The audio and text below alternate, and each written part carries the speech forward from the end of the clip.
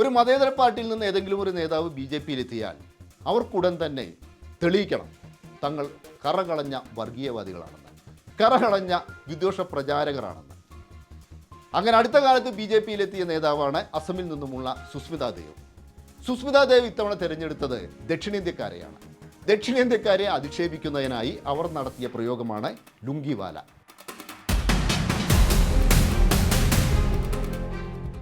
ഒരു വ്യക്തി BJP-യിലെത്തിയാൽ ആ വ്യക്തിക്ക് സമഗ്രമായ മാറ്റങ്ങൾ ഉണ്ടാകും. മനുഷ്യത്വമല്ല, വെറുപ്പായിരിക്കും അവരുടെ അടിസ്ഥാന മുഖമുദ്ര. ജാതി, മതം, ഭാഷ, ദേശം, വേഷം, ഭക്ഷണം ഇവയെല്ലാം വെറുപ്പിന്റെ പ്രതീകമാകും.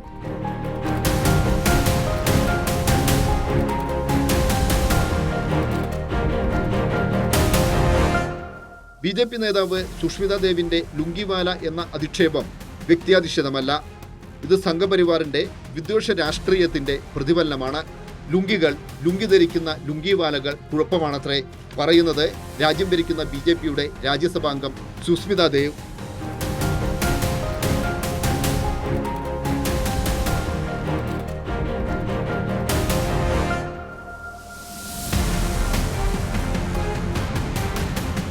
ദക്ഷിണേന്ത്യക്കാർ ഇടയ്ക്കിടെ അവർ ധരിച്ചിരുന്ന ലുങ്കി മാറ്റാറുണ്ട്.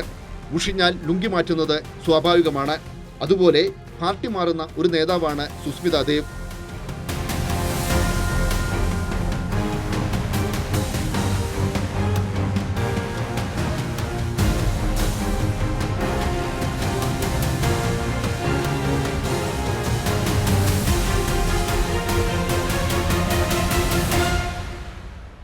ഒട്ടുമിക്ക കോൺഗ്രസ് ന്യൂ ജനറേഷൻ നേതാക്കളെയും പോലെ കുടുംബ പാരമ്പര്യത്തിന്റെ മാത്രം പിൻബലത്തിൽ രാഷ്ട്രീയത്തിലെത്തിയ നേതാവാണ് സുസ്മിത.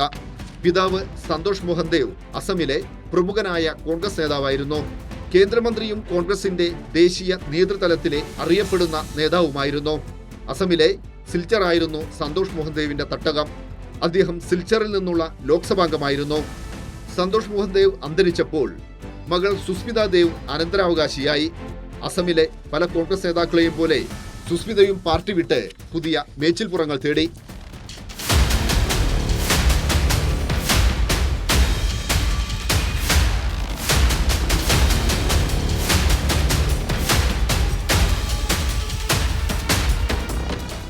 ഒടുവിൽ BJP-യിലെത്തിയതോടെ നിലനിൽപ്പിനായി വിദ്വേഷ രാഷ്ട്രീയത്തിന്റെ പുതിയ പാതകൾ തേടി.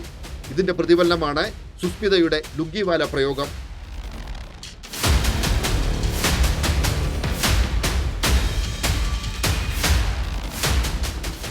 She repeatedly called me Lungiwala, Lungiwala.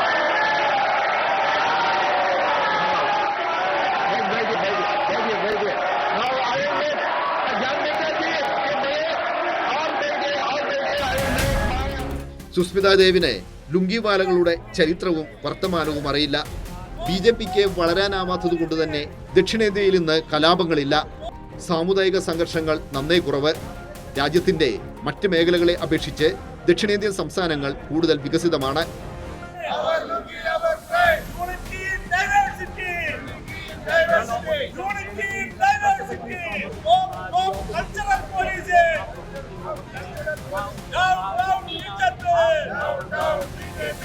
എന്നാൽ സുസ്മിത വിഭാവനം ചെയ്യുന്ന ലുങ്കിവാലകൾ ഇല്ലാത്ത നാട്ടിലെ ഇന്നത്തെ കാഴ്ചകൾ ഇതെല്ലാമാണ്. ദക്ഷിണേന്ത്യക്കാരെ ലുങ്കിവാലകൾ എന്ന് വിളിച്ച് അധിക്ഷേപിക്കുന്ന BJP നേതാവ് സുസ്മിത അടിയന്തരമായി ഇടപെടേണ്ട ചില കാര്യങ്ങളുണ്ട്. നമ്മുടെ എല്ലാ തെരുവുകളിലൂടെ ഉടുതുണിയില്ലാതെ നടക്കുന്ന കുറേ സന്യാസിമാരുണ്ട്. സംഘപരിവാറിന് ഏറ്റവും വേണ്ടപ്പെട്ടവരാണ് ഈ സന്യാസിമാർ. അവരെ കൊണ്ട് ലുങ്കിയെങ്കിലും ധരിപ്പിക്കാൻ അടിയന്തരമായി സുസ്മിതാ ദേവ് ഇടപെടണം.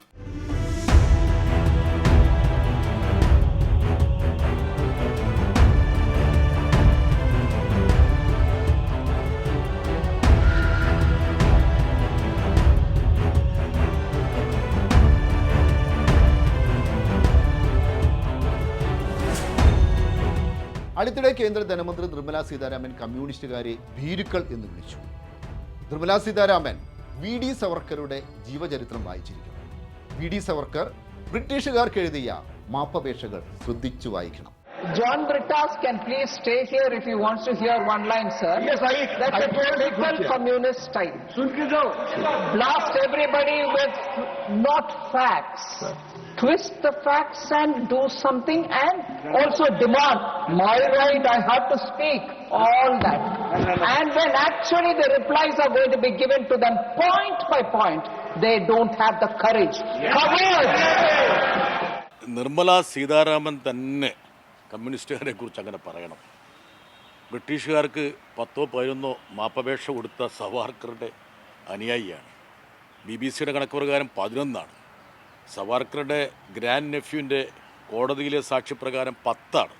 ഒരു ദിവസം പോലും പാർലമെൻറ്റിൽ വരാത്ത ഭയന്നോടുന്ന മോഡിയുടെയും അമിത്ഷയുടെയും അനുയായിയായ നിർമ്മല സീതാരാമൻ തന്നെ കമ്മ്യൂണിസ്റ്റുകാരെ കുറിച്ച് ഇങ്ങനെ പറയണം. ഇൻക്ലാബ് സിന്ദാബാദ് വിളിച്ച് കഴുമരത്തിലേക്ക് പോയ കമ്മ്യൂണിസ്റ്റുകാരാണ്. അപ്പോഴാണ് ഈ മാപ്പപേക്ഷ കൊടുത്ത് താണുകേണ് ബ്രിട്ടീഷുകാരുടെ ബൂട്ട് നക്കിയ സവാർക്കറുടെയും കൂട്ടരുടെയും അനുയായികളായിട്ടുള്ള നിർമ്മല സീതാരാമൻ പാർലമെന്റിൽ ഇത്തരം ഒരു ആരോപണം ഉന്നയിച്ചത്. നന്നായി മഴ പെയ്യാൻ അണക്കെട്ടുകളിലെല്ലാം തന്നെ ജലനിരപ്പ് ഉയരാൻ എന്താണ് ചെയ്യേണ്ടത്? യാഗം നടത്തുക. ഏതെങ്കിലും ഒരു BJP സർക്കാരല്ല ഇതിനായി യാഗം നടത്തിയത്. രേവന്ത് റെഡ്ഡി എന്ന പ്രമുഖനായ കോൺഗ്രസ് നേതാവ് നേതൃത്വം നൽകുന്ന തെലങ്കാന സർക്കാരാണ് മഴ പെയ്യാനും അണക്കെട്ടുകളിലെ ജലനിരപ്പ് ഉയരാനുമെല്ലാമായി യാഗം നടത്തിയത്. നെഹ്റുവിയൻ സോഷ്യലിസ്റ്റ്, നെഹ്റുവിയൻ ഇടതുപക്ഷക്കാരൻ എന്നെല്ലാം സ്വയം അവകാശപ്പെടുന്ന നമ്മുടെ മുഖ്യമന്ത്രി VD സതീശനും രേവന്ത് റെഡ്ഡിയുടെ പാത പിന്തുടരാവുന്നതാണ്. ഇത്തവണത്തെ ദേശീയ സർവ്വദേശീയോട് സമാപിക്കുന്നു. നന്ദി, നമസ്കാരം.